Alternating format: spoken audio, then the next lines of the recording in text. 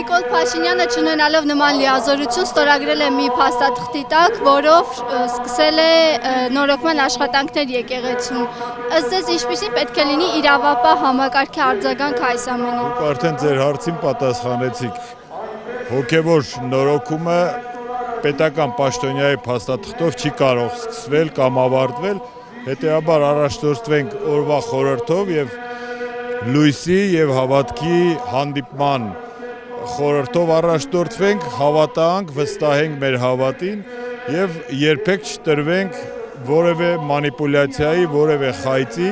այլ շարունակենք ապրել քրիստոնեաբար, մեր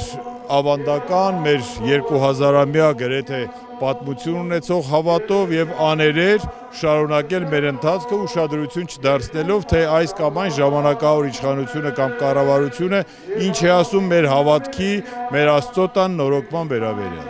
Իսկ իրավապահ համակարգի արձագանք։ Ես իրավապահ համակարգի վերաբերյալ չեմ կարող որևէ լուրջ տրամաբանական եզրահանգում կատարել, որովհետև մեր երկրում միշտ չի, որ վերջին տարիներին իրավապահ համակարգը գործում է ինքնուրույն եւ առաջնորդվում է օրենքով, այլ հաճախ շահերի սպասարկման պես զբաղված, ուստի կդժվարանամ կանխագուշակություն անել։ Ըստ ձեզ ո՞րն է իշխանության նպատակը, վեհապարի հեռացումը։ Գիտեք,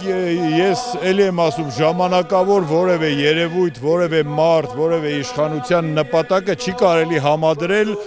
ավելի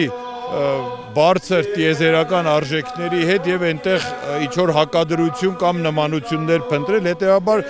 թե ով ինչ է ուզում, կարծում եմ դա հեչ կապ չունի այն դեպքում, երբ որ մենք ունենք հավատ, մենք հավատում ենք, վստահում ենք եւ սպասում ենք։ Ինչպիսին պետք է լինի վեհապարի արձագանք այս։ Վեհապարի արձագանքը պիտի լինի այնպիսին, ինչպիսին հիմա է օրվա խորհրդին, եկեղեցական տոնացույցին, մեր հրաշափառ տոներին ընթառաջ եւ ընթացքում վեհապարի ծառայությունը իր հավատավոր հոտի համար, մեր խոսքը Աստծուն հասցնելու համար, ինչով որ զբաղված է հիմա վեհապարը։ Իսկ պառակտում զգում եք հասարակության մեջ։ Հասարակության մեջ պառակտում այսպես թե այնպես կա, բայց կարծում եմ այդ պառակտումը այնքան խորը ու անբաժանելի չէ, որ